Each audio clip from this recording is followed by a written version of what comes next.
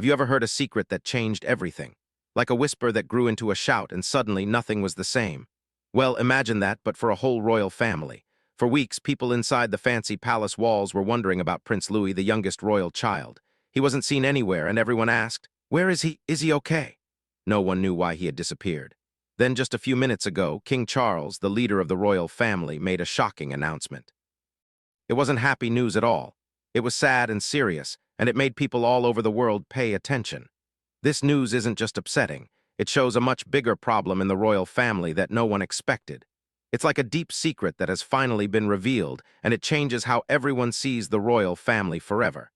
Make sure to stay tuned so you don't miss anything as we tell you what this all means for the future of the royals. It started very quietly without any clear reason.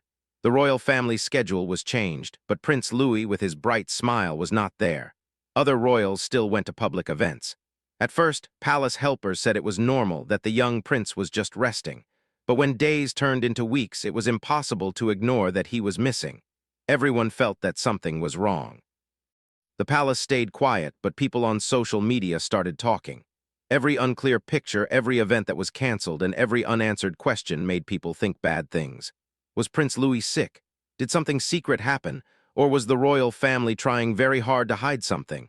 The longer the palace stayed silent, the louder the whispers became. Then came the moment no one was ready for.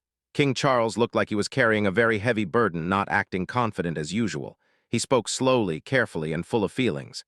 This was not the smooth voice of a king giving practiced calming words, he said.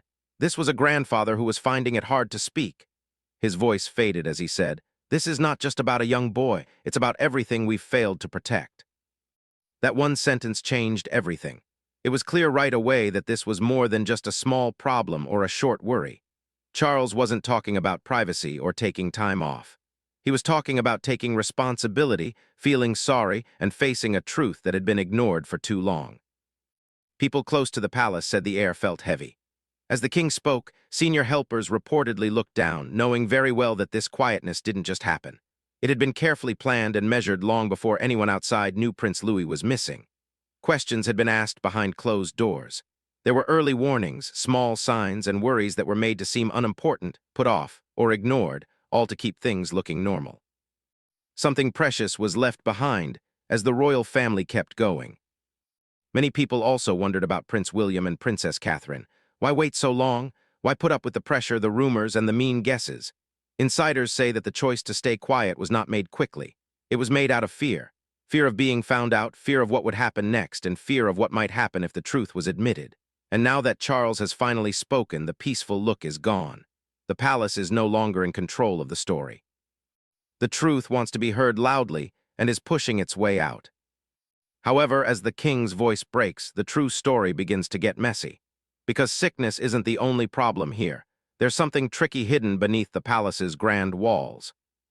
The palace workers noticed something was wrong before the rest of the world did. There were quiet arguments in one part of Kensington Palace, doctors visiting late at night, and a nursery room that got quieter every day. Even in a home used to secrets, something about the feeling in Louis's part of the palace had changed. Workers who used to joke about the young prince's charm suddenly had to be careful. Maids lingered longer outside his door. Helpers looked at each other, and footmen often came back from that hallway looking pale and quiet. It wasn't sickness in the usual way. There was uncertainty and a fear of what they might find. Even while the public saw happy family pictures taken behind closed doors, Catherine had already started secretly hiring doctors and other special helpers who were not officially part of the royal staff. These were more than just health checkups. These were very careful tests of how Louis was developing, done in complete secret, away from palace doctors and regular advisors. Catherine, who was usually so calm, was clearly very tired. She spent her days juggling emotional meetings with doctors who study children's brains and her royal duties. She was afraid of misunderstandings, not of being embarrassed, which is why she didn't let the news know. The most important moment happened during an afternoon playtime. Breathing heavily, one of the assistants rushed to Catherine to tell her that Louis had suddenly fainted. Everyone in the room was shocked by the sudden quiet, which had no clear reason, bruises, or injuries. The fear that followed hit instantly. A medical team was sent in and Louis was brought back, but something had clearly changed at that very moment. Shaken deeply, Catherine called William. After leaving a big royal event within an hour, the couple completely avoided public life for the next 2 weeks. However, not all family members knew what was going on. Catherine's decision left her grandfather, Charles, in the dark, even though he was very busy with public appearances and important meetings with other countries. She wanted to protect Louis, not be mean. She needed time, but Camilla was very angry. She reportedly accused Catherine of being too dramatic after getting unclear answers to her many questions about where Louis was. This disagreement made an already tense family even more complicated.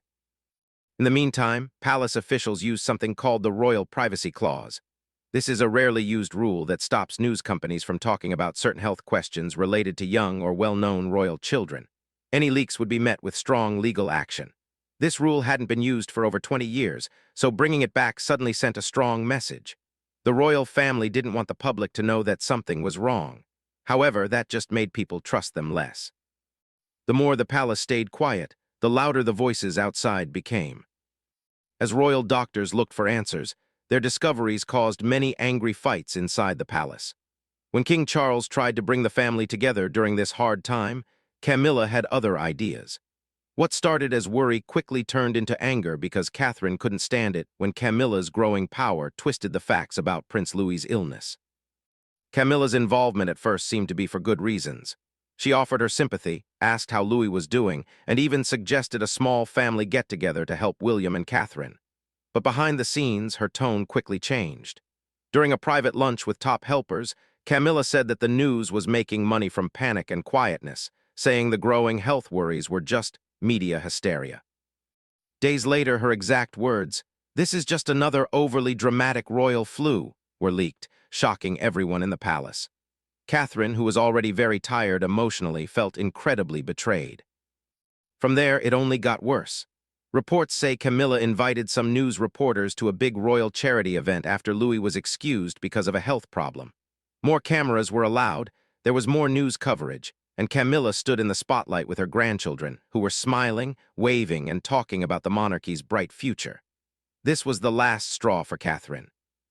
She saw it not just as thoughtless, but as a planned move to take attention away from Louis and put it on Camilla's own family history. The tension grew into a rare and explosive argument behind closed doors. Princess Anne, who was very loyal to Catherine and deeply worried about the trouble, privately confronted Camilla. What started as a harsh talk quickly became heated. Camilla reportedly responded to Anne's accusation that she was using a sick child to make herself look better in public by saying that no one was truly supporting the monarchy. The room became very cold for days. Those words would echo through the palace hallways. Charles, caught between leading and being loyal, tried to make peace, but Camilla was firm. She said that Catherine's control over what the media reported had gotten out of hand and was causing division and fear in the family. She suggested that Catherine replace her important media helper and pushed Charles to put stricter rules on what could be shared with the public. Although Charles hesitated, the harm had already been done.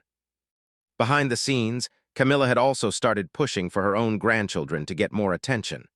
The royal spotlight was gently moved to the Parker Bowles family through a series of news announcements to make them more visible. Stories were written, photos were posted, and even educational events were planned. It was done on purpose, strategically, and completely ignored the emotional pain that Catherine and William were going through. A late-night planning meeting with senior advisors was the breaking point for William.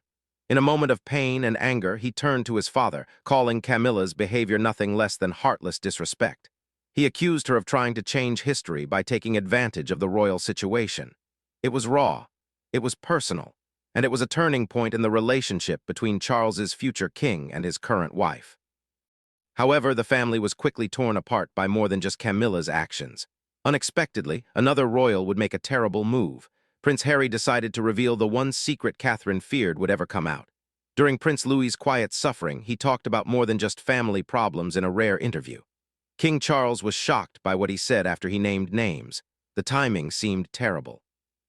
Harry's statements, which were specific and very personal, exploded like a controlled bomb. As the palace tried to keep the growing worry about Louis contained, he spoke slowly and carefully, as if he had practiced each sentence for years. This was not a sudden burst of anger. At least according to him, it was a planned truth. Harry suggested that Prince Louis had been doomed from the start, not by accident, but by the way the royal family worked inside. He talked about patterns, traditions that cared more about how things looked than what was actually done, and warnings that were ignored because facing them would mean facing uncomfortable truths about the royal family. His hint was terrible. This was no accident. It was neglect covered up by royal rules. Then the country was shocked by one sentence. Harry claimed that years before, King Charles had been told about a genetic problem affecting certain parts of the family, a possible risk, something that was thought about in private before being put aside. Harry says that the royal family cared more about its reputation than about being responsible and keeping things going than about being careful. He said that Charles knew and chose to keep quiet. Meghan didn't stay quiet for long. She quickly supported Harry's claims, saying the royal family was hiding delicate genetic tests to keep public order. She presented it as a failure of the institution, not just a royal one. She claimed that they defend the throne even if it hurts a child. The words quickly became popular, causing both disbelief and anger. Catherine fainted from all the stress inside the palace. The interview played again and again. Every time it was repeated, it showed more. She felt surprised, exposed, and betrayed by someone she had trusted before. This was not just a problem. This was public warfare. It is said that Catherine cried in secret. The timing, as well as the accusations, hurt her deeply. Louis remained weak and exposed, and his suffering had now spread across the world.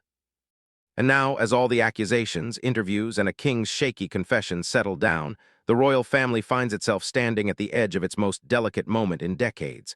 This is no longer just about Prince Louis's health. It's about trust, about whether the institution built on old traditions can survive being open and honest. A mother fought to protect her son. A father questioned the very system he was born to lead. A king admitted he felt sorry. And across the ocean, a prince started a fire that might never be fully put out. If Harry's claims have even a small bit of truth, the damage goes far beyond the palace walls. But if they don't, then the pain caused by those words might be just as bad. Either way, the image of being united that the royal family has worked so hard to keep is cracking under the weight of its own silence. Prince Louis may be out of sight, but the battle over his story is now very public. And what happens next won't just make headlines, it could change the future of the royal family itself. Stay with us because this story is far from over.